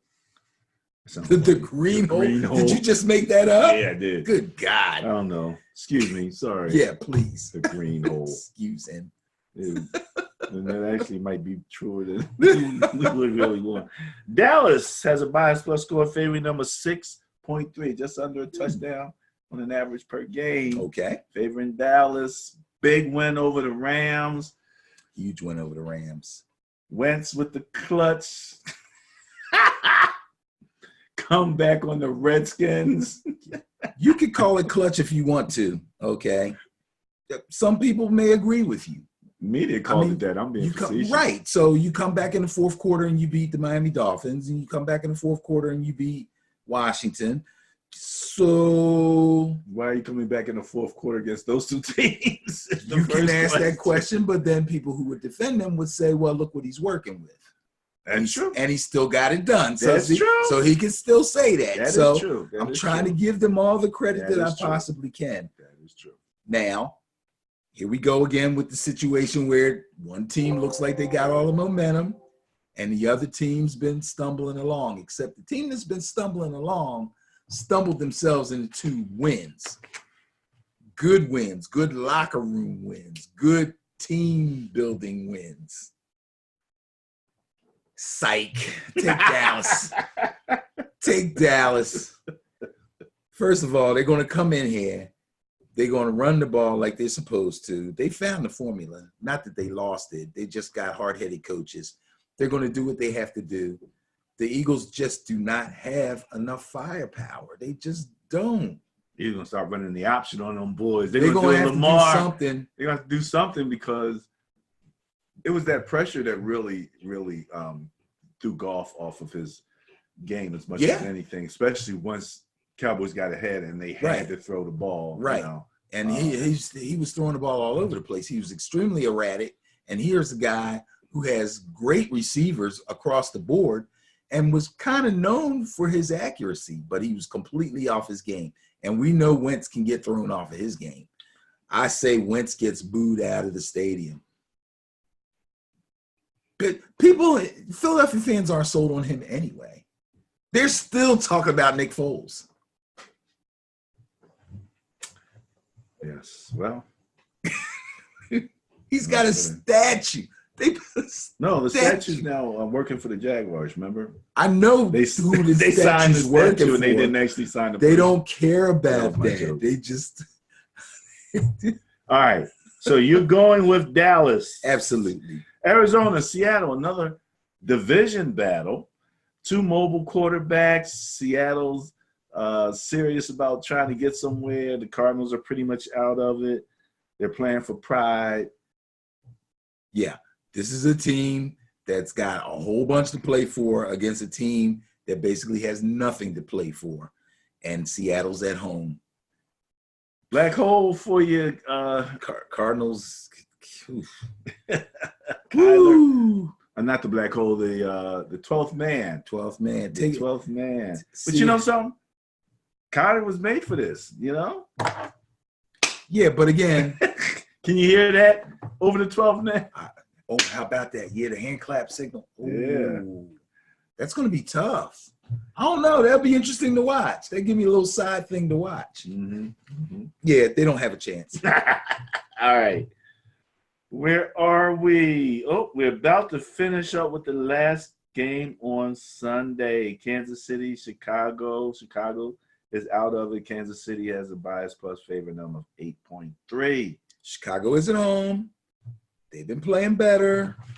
They seem to have found a way to kind of shape the offense a little bit and structure it toward Trubisky's strengths, which is a good thing, which means that they may actually make this a game for a while. But I think eventually Kansas City blows them out of the water and they get booed off the field too. Motivations, that's the question. Are they coming out there now that they know that they're out of it? Right. That they're going to play as hard as they can. All right. So Monday night, I believe this is the final Monday night game. I believe this will be your intriguing game. You do you? Well, it's on the nominee list, that's for sure. Since I it's the last game and you haven't revealed. Are you not going to reveal? You know something? I hadn't made up my mind. But you're still thinking about it. But let's talk about this game, and then hopefully in the next 30 seconds or so, something will click up there, and I'll actually make up my mind. Okay, so let me look at something real fast. Green Bay, Minnesota. Minnesota has a net point bias in their favor of 5.1. Green Bay has the turnover bias of 0.2. We're talking average turnover differential on a per game basis, or average, that's what that means. But Minnesota has the bias plus in their favor. Kirk Cousins getting it in. Dalvin Cook. Not Dalvin Cook. Is that his name? He could be playing, yes. He may be ready. We probably won't know what's today. When today is Wednesday, So he's got tomorrow and Friday and Saturday. Saturday will just probably be a walkthrough. So Friday's practice session will be important if you're checking on him for fantasy purposes or if you happen to be a Minnesota fan. That being said, let me see if I can draw a quick analogy. Minnesota was rolling down the highway, blew a tire, pulled over, had a brand new spare in the trunk, put the spare on, and kept rolling down the highway. Green Bay's rolling down the highway, but they got like transmission trouble. Like they're rolling for a while and then they're kind of, and then they keep rolling and they're, you know what I mean? Maybe it's not transmission. I don't know a lot about cars. The thing is, Green Bay is not clicking and Minnesota is. Therefore, I have to go with the Minnesota Vikings. I look at last week's power rankings. Minnesota was sitting at 5. Green Bay was not in the top 10.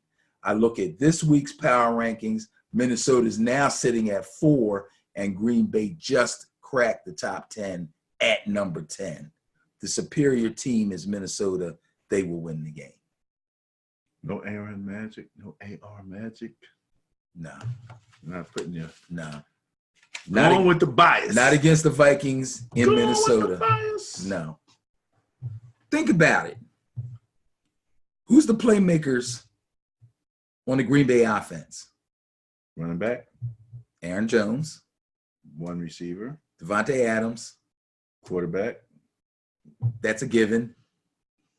And then it gets a little shaky. Yeah, a lot shaky.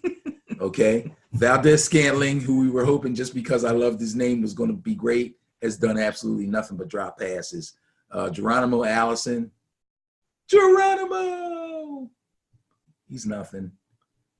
Graham, old. I know. Graham is like. Bro, they're in trouble. They're in trouble. But they've already clinched, right? They might be one and done, man. I don't know. We'll see. Yeah. We'll see. But I like Minnesota. They clinched the spot. That's all they've clinched. They clinched the playoff spot. They have not clinched the division. Therefore, this game, I would assume, is for the division.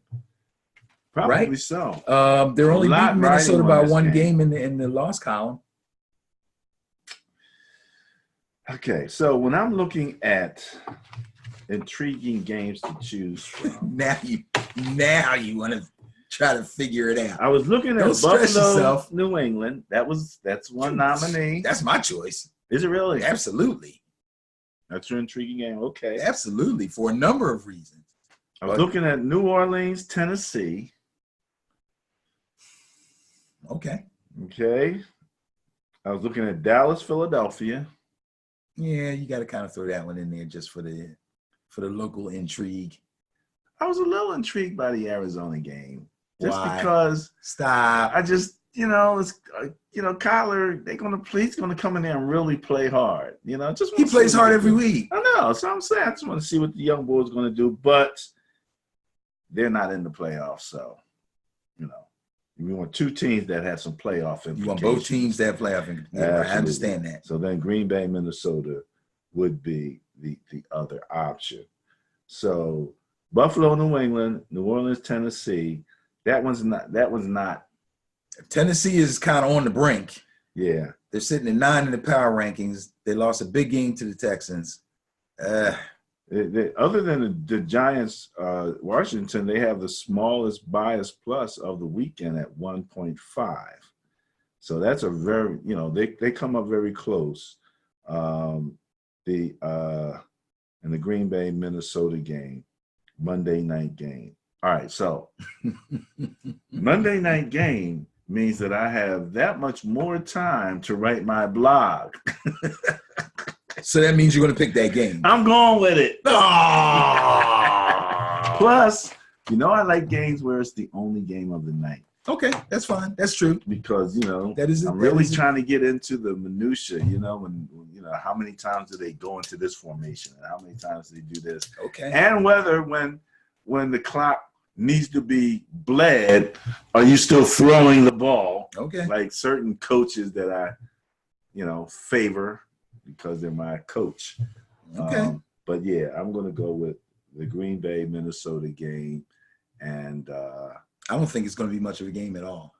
when it comes down to the game. You think Green Bay's in trouble? I think you they're in think trouble. Minnesota's gonna come in there and do the thing? Yes, I do. And the question is, can Aaron pull a rabbit out of the hat? That is the question that we will answer and research and look at on the blog. Okay, Bias Plus report for week 16 in the 2019 season. Before we move on to final comments and a quick look at the social media, anything you want to say about the Bias Plus report? I hope I do better than I did last week, but I say that every week. Always trying to improve. There's nothing wrong with that. I feel good about my picks, though. All right. Next up, commentary. All right, Ben. So in this part, we're going to just take a quick look at our social media. Ben and Barry on football on our Facebook page, and just share some information with the people. And again, you can go there and see the stuff that we're talking about. But this is Reggie Bush tweeting out a video of him working. I'll try to move this a little so you can see it a little bit better, with Drew Brees well after practice. Practice is over now, and these guys are there, and he's saying this is what makes greatness here. Everybody else is gone, feels empty. Drew's still there throwing those balls. And now we see the benefits as he's coming down the pike, tearing up people. Who's that he just beat again? No, that was my name. No, there's Colts. Who was it? The Colts. Yeah, beat the slap out the Colts.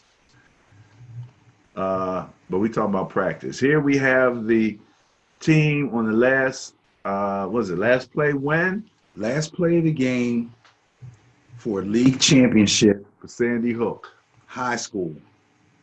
Yep. A town that had school shooting last year. Went through all kinds of trials and tribulations. Wasn't last year. That was a few years back. That was a few years back. Okay. Yeah. All right. Those kids are probably the age of the kids, like when it happened. Right. They were probably that toddler age that a lot of those children who did get killed. And now they're playing ball. Put out a little something for your Madden. Help you with your Madden game, some of the updates. Madden's been doing some crazy updates lately, and they're actually giving you a lot of stuff on the updates. We also have a piece here on the NFL instant replay review process. This is from NFL operations. So if you have any questions about the process, once that red flag is thrown, take a look at the article there. Do you have anything to say about that process, Mr. Dickerson? No, I think the process is pretty fair. I heard some folks on TV debating how they think things should work as far as how many challenges you get and whether or not you win or lose challenges. And I agree with whoever it was that said that you come into the game with 2 challenges. If you use your first one and you win the challenge, I believe that you should get that challenge back and still have 2 to work with. Whereas the way it works now is you have to get both challenges right, and then you're granted a 3rd one. Oh, that's still okay. Right, so you can only get 3 max. I understand their thinking. If you throw one challenge and you get it right, you keep it, you still have 2, and you've used 1. You throw another challenge, you get it right, you still keep that. So you still have 2 and you've used 2. So now you got 4. I understand their thinking. Okay. Yeah, but challenges there. But what the heck? If you're challenging and you're getting it right, that you're keeping the refs from messing up the game for you. Yeah. There's always that balance. But I understand their thinking. There's always that balance. Right. What can I say? Okay.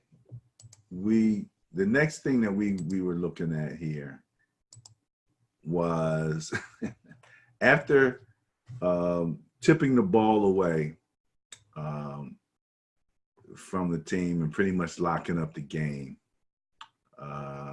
Did he tip it away or he had a pick six? No, he tipped it away. Oh, it was a big play in there. Okay. Yeah. Right. But that was pretty much it. Marcus Peters jumped into the crowd, and somebody must have handed him a beer. I don't know if he just like squeezed that thing down, like really just like, you know. Yeah, he probably turned it up and just crushed the can. Crushed that can. Yeah, most of it probably went all in his chin strap and stuff. Yeah. $14,000 fine from the league. 14. Now, this is my question.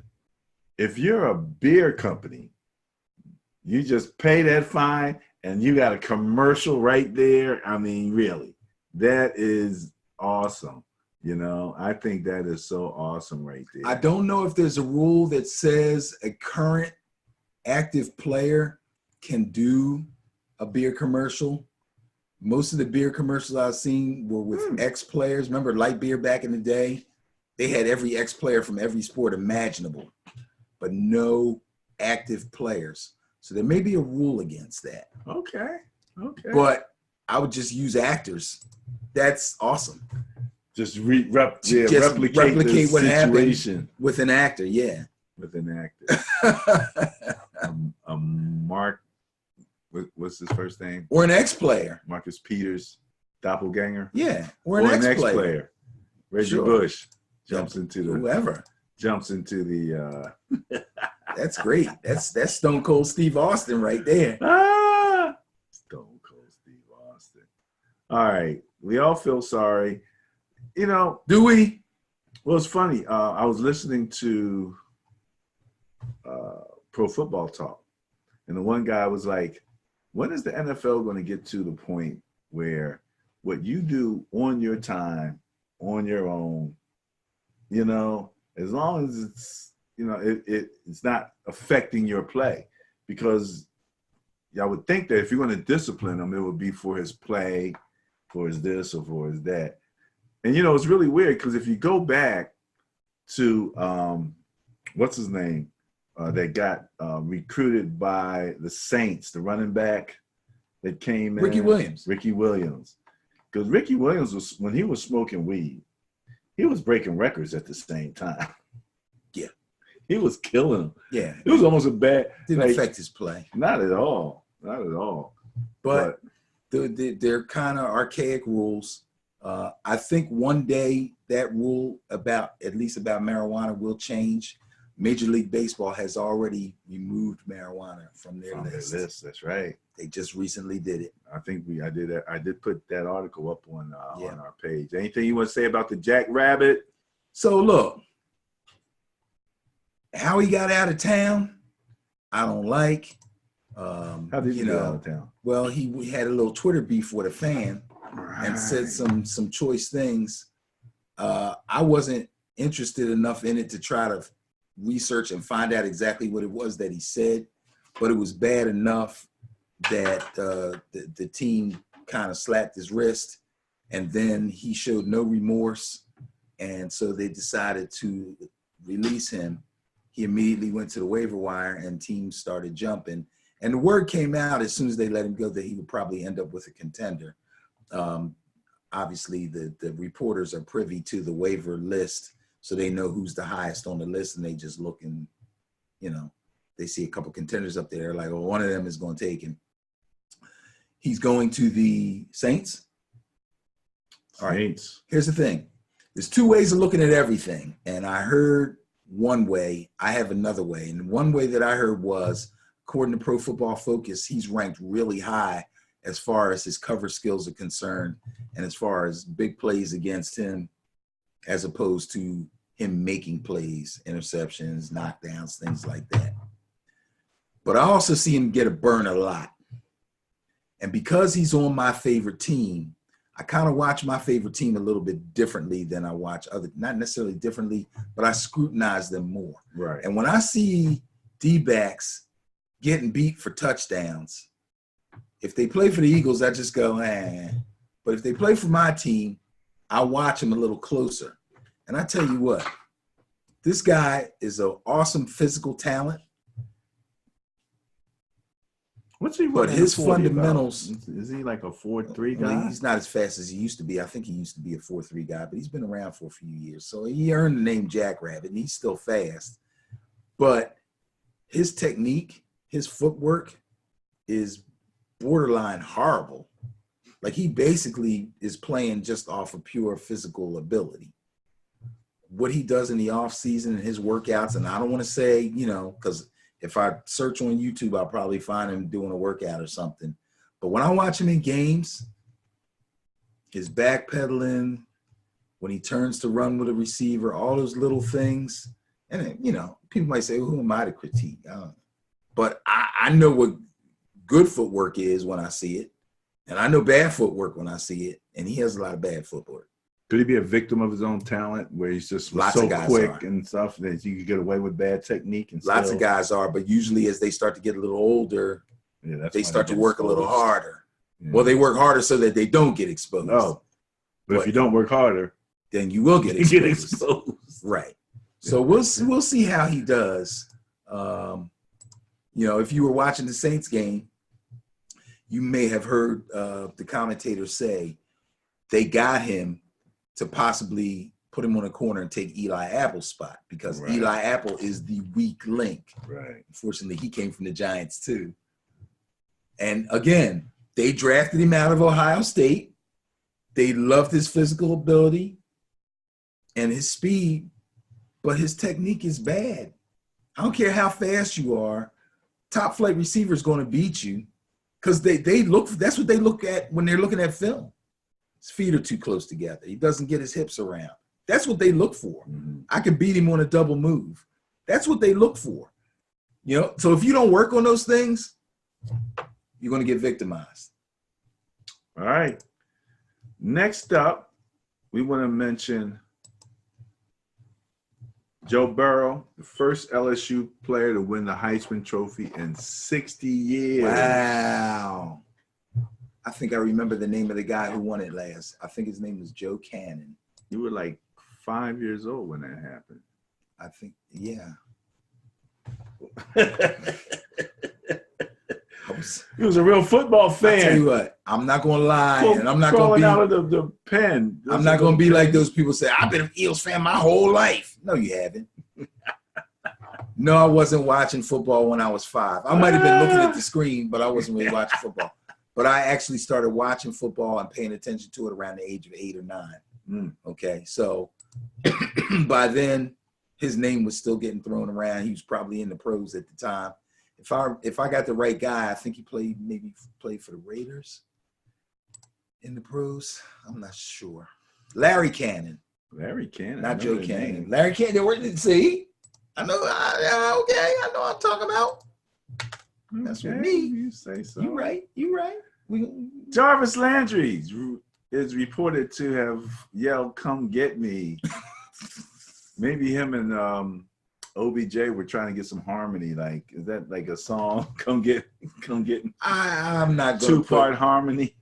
I'm not going to put too much credence into this. If in fact the words "come get me" came out of his mouth, I think he was like issuing a challenge sort of thing, like, come on out here and try to guard me.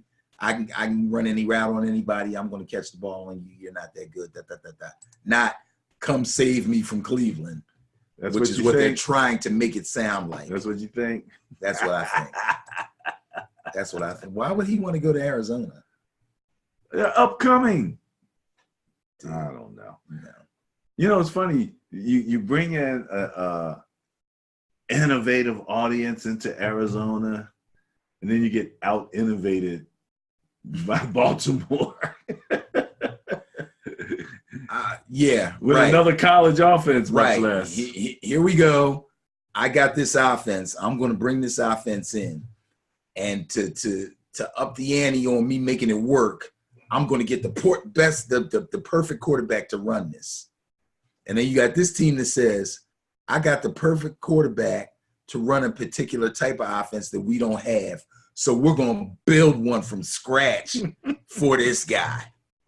And we're going to use some of his tape and plays from college, and we're going to use some of our stuff, and we're going to put it together. I tell you what, man. He needs to give half of that MVP trophy he's about to get to John Harbaugh and Greg Roman, because they did it, man. They did it. Not only did they improve his passing ability, because the way he throws the ball now and the way he threw the ball last year is night and day. But they did, in fact, build the perfect offense for him. And they call games for him. It's and not just that, but they went out and got the type of running back that you need for that offense. That power run game. They went and got and that was a good get too, because the way I heard it was he could have gotten more money to stay in New Orleans. I think I heard that. But he kind of felt like he could be a lead back somewhere still. And that's why he pulled the trigger and went there. And now he's still not the lead back because Lamar is. But guess what? He's good with that. He's happy as a lark. He's good with that. He is happy as a lark right now. But where he came from, that guy, that quarterback is on a tear, not just breaking the touchdown or replacing or making himself into the top 3 of all time for touchdowns, all-time touchdowns, but that completion percentage, one missed pass in that game, and setting another record. So that's the other thing Booger McFarland kept saying over and over again until I wanted to go and grab him and slap him. That makes him the most accurate passer in NFL history. He said it like 7 times, but he's right. This makes him the most accurate passer in NFL history for that stretch of years. To have that kind of completion percentage, it's awesome. Somebody may have a better one, but they don't have the requisite number of starts. Right. You can come in and play 2 games or whatever, but that doesn't count. For the amount of time that he's played, to have a percentage like that is awesome. It's awesome. I don't remember who's number 2 and number 3 on that list, but I know that touchdown race is not over. The GOAT is still hanging in there. Tom Brady is only a few touchdowns behind. Now, obviously, he's having some receiver issues, so he may not catch him this year, but if he comes back next year and N'Keal Harry proves himself to be all right, and they come up with something else as far as receivers are concerned, he could have a resurgence, and then they're going to battle it out till somebody retires. It's great. It's great. Oh, there you go. All right. Well, that pretty much wraps up, our review of some of the information on our Net Point, on our Ben and Barry Facebook page. There is a Ben and Barry Twitter page. There is a Ben and Barry Instagram page. Check all of those locations out, but make sure that you visit us at www.benandbarryonfootball to reach our YouTube page where all of the videos are. So, Ben, this has been an interesting session. We're into the next to the last weekend regular season football for the NFL. Before we close out, any last comments? Just that I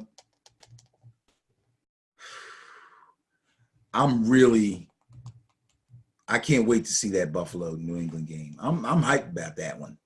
I really am. I believe in Buffalo, and I believe this will be a really big win for them if they can pull it off. Excuse me. And I believe that they can pull it off and that they will pull it off. I picked them in the matchup show. And it's not an indictment on New England or anything else, although they are catching them at a good time, okay, because they're having their issues.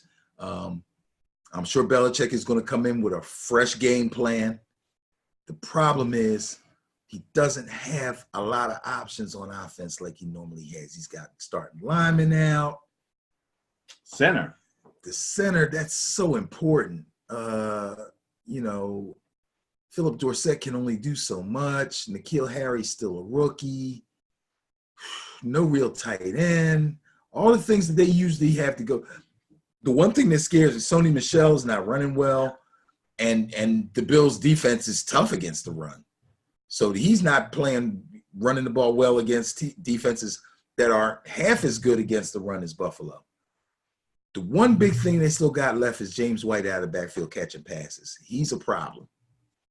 But I don't think that's going to be enough. Their defense, as good as it is, if Brady doesn't put points on the board, they can only hold Buffalo so long. They're only going to need to put together 1 or 2 drives in the entire game. They can win this game. They can win it 14-7. They can win it 12-7.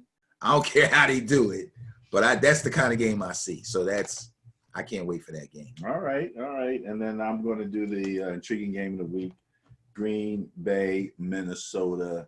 That Monday night matchup, last Monday night of the regular season, I guess of the year, because they don't. Oh yeah, right. They don't do Monday nights in the playoffs, there you go. et cetera, et cetera. They could put the Pro Bowl on Monday night, so we could go to sleep early and wouldn't have to watch it. Be pretty good. I'd be happy. All right, Mr. Dickerson, any last comments? Go Noles.